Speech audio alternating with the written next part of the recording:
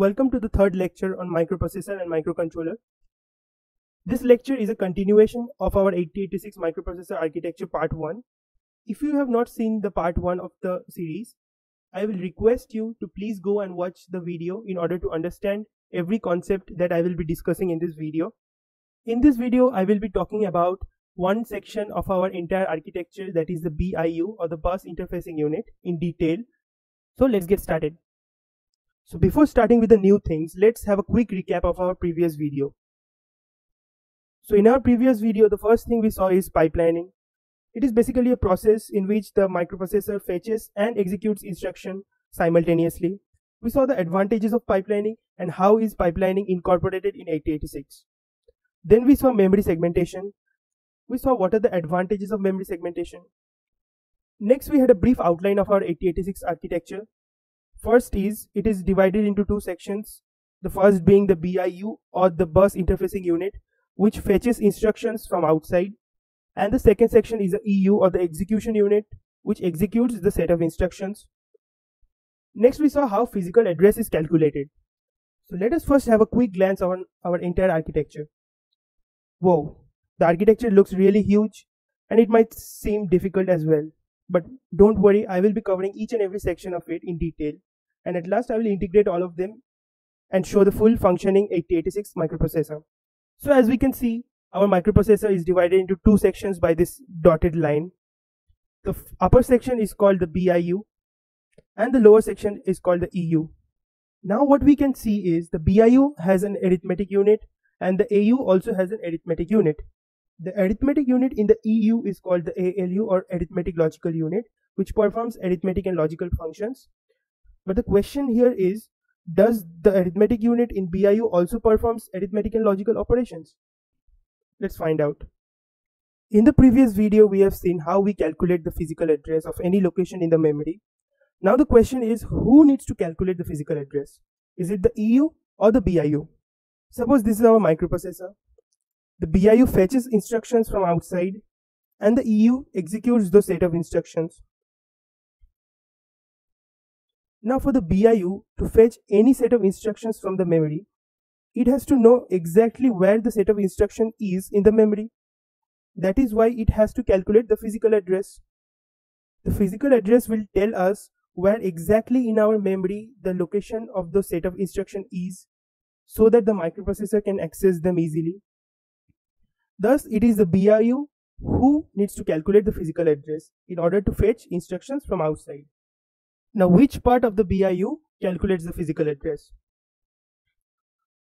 In the last slide, we saw there is an arithmetic unit in the BIU which does not perform any logical or arithmetic operations. So what does it do? It calculates the physical address that the microprocessor wants to access in the memory. So in this arithmetic unit, we give the segment address and the offset address, and the physical address is calculated using this simple formula, segment address into 10 plus offset address, and it is passed to the memory so that our microprocessor can fetch those set of instructions that it needs to fetch from the memory. So our BIU has four main parts. First is the address generation circuit. Second is the prefetch queue. Third is the instruction pointer. And fourth is the segment registers. This is our address generation circuit, which we saw in the last slide. These are our registers. This is our prefetch queue. And the last register here is our instruction pointer. We will be covering about each of them in the next slide. So as we saw before, the address generation circuit, which is this one in our BIU, calculates the physical address in the memory so that the microprocessor can fetch the instructions from the memory. It uses the simple formula, that is the segment address into 10 plus offset address. So the address generation circuit in our BIU, which is this part, calculates the physical address in the memory so that the microprocessor can fetch those instructions from the memory. Now let us talk about the four segment registers that we have in our architecture. So from this diagram, we can see this rectangular box. These are all registers. The first 4 are called segment registers, and the last one is called our offset register. Now the main point to note here is these are not segments, these are segment registers. We find segments in the memory, but these are segment registers inside our microprocessor. We will be discussing about each of their function in the next slide. Now let us see about our registers in detail. Suppose this is our series of registers. The first 4 are called segment registers and the last one is called our offset register. And all these 4 segment registers are 16-bit registers. So again I am repeating, these are not segments, these are segment registers that we find inside our microprocessor architecture. We should not get confused between segments that are in the memory and segment registers which are inside our microprocessor. So these are our registers. The first 4 is our segment register and the last is our offset register. The CS segment register tells us about the address of the code segment in our memory. We know our memory is divided into segments. One of the segment in our memory is called the code segment, and the CS inside our BIU tells us the address of the code segment in our memory. This register actually stores the address of the code segment that is in our memory. Next, the SS tells us about the address of the stack segment in our memory. We saw in our memory there is another segment called the stack segment, and the SS inside our series of registers tells us the address of that stack segment in the memory. Similarly, the DS tells the address of the data segment that is there in our memory, and the ES tells us about the address of the extra segment that is in our memory. So to summarize, our memory has 4 segments: code, stack, data, and extra. And our microprocessor, that is this one, has 4 segment registers. The first is the code segment register, which tells us the address of our code segment. The second is our stack segment register, which tells us the address of our stack segment in our memory.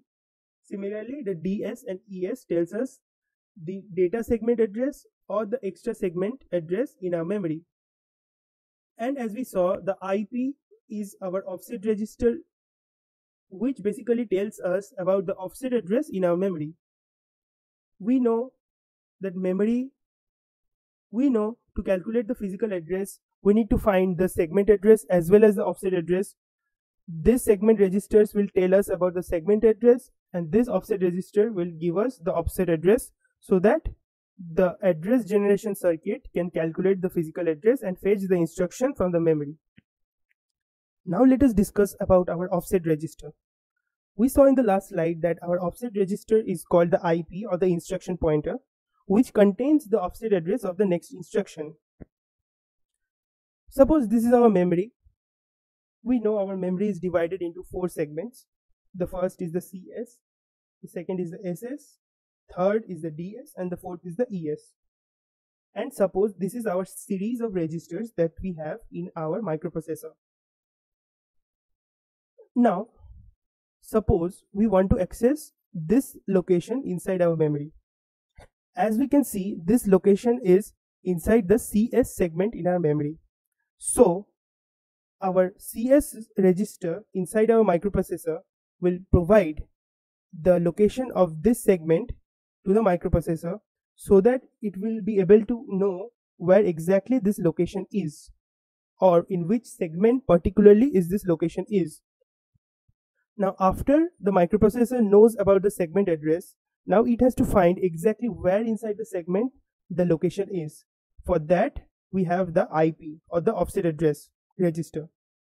The offset address register tells us the offset address of this location inside this segment. Now from the original diagram, we see the IP gives the offset address of this location, and one of the segment registers, in this case the CS, gives the segment address of the location. It then goes inside our address generation circuit or the address calculation circuit, where the physical address is calculated using the simple formula, and this physical address is passed to the memory so that the proper set of instructions can be fetched.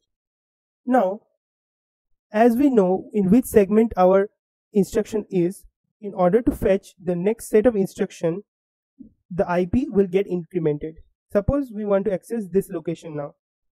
So we already know the segment address of the location, and the IP or the offset address will change eventually.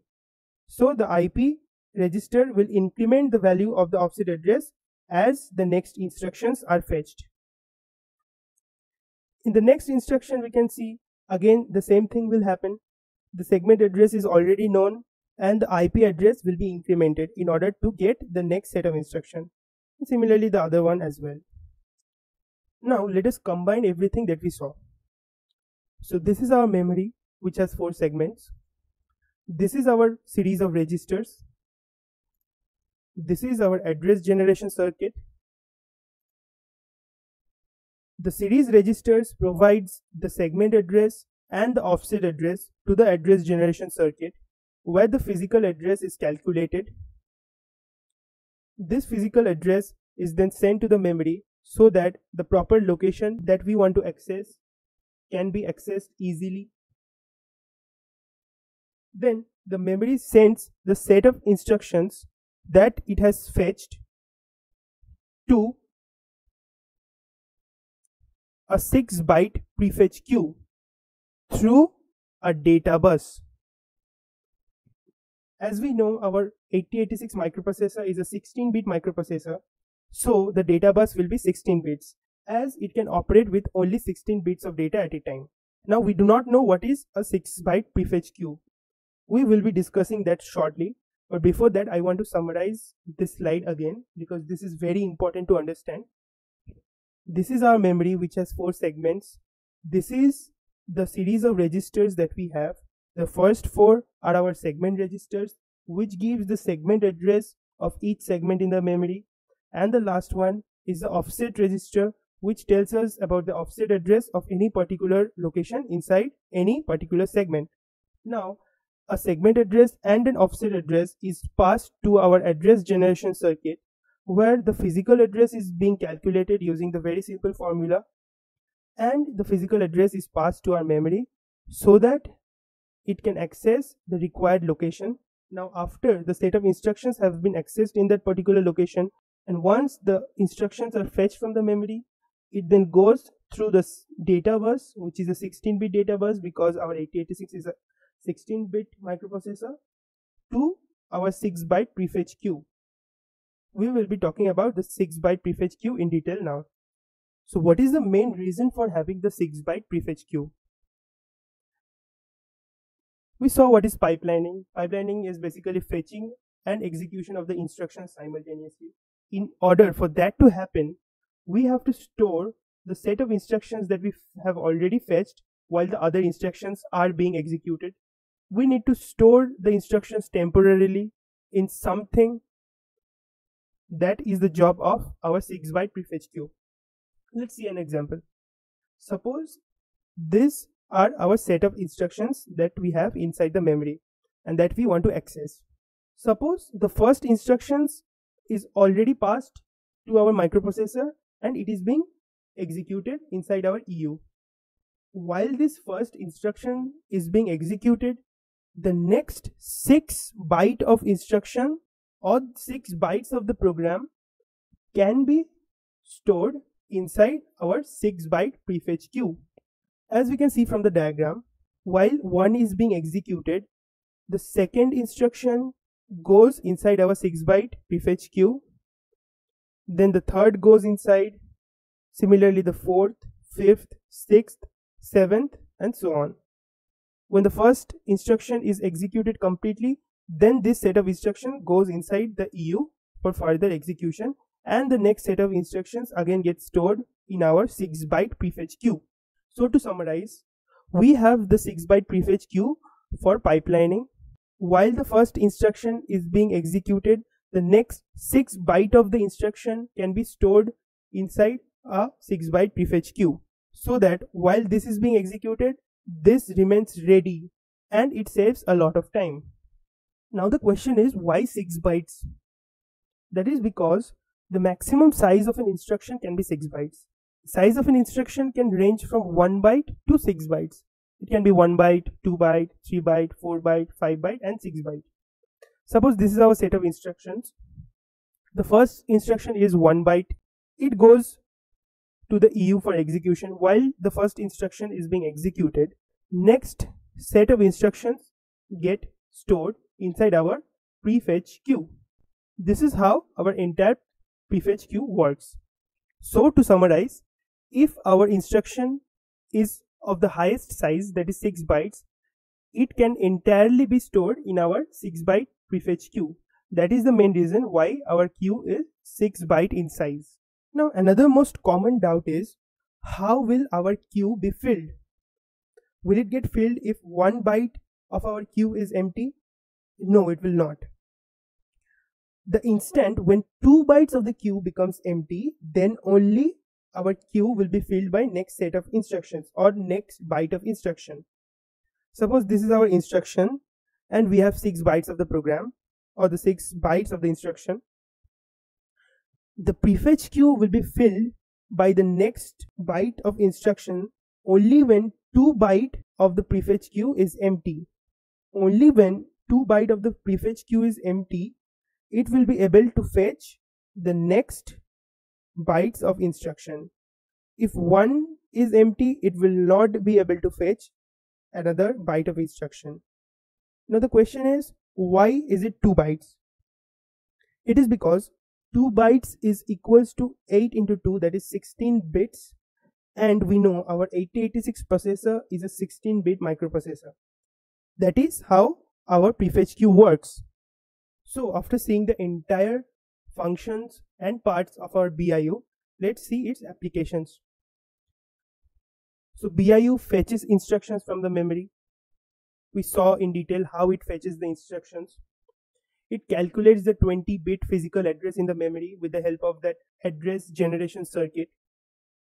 It transfers data to and from the input devices, input and output devices. And it maintains the 6 byte prefetch instruction queue. That also we saw in the last slide. So these are very important points that we need to remember in order to learn the entire architecture. So with this, we come to the end of our video. Before ending the video, I just want to give a brief summary of what we learned. We learned that this section of our microprocessor is called the BIU. It has segment registers and an offset register. It has an address generation circuit. It has a 6 byte prefetch queue, a data bus which is 16-bit, and we saw the functioning of each and every part. The segment registers give the segment address in the memory. The offset register gives the offset address. Once the segment address and the offset address is known, it goes to the address generation circuit where the physical address is calculated.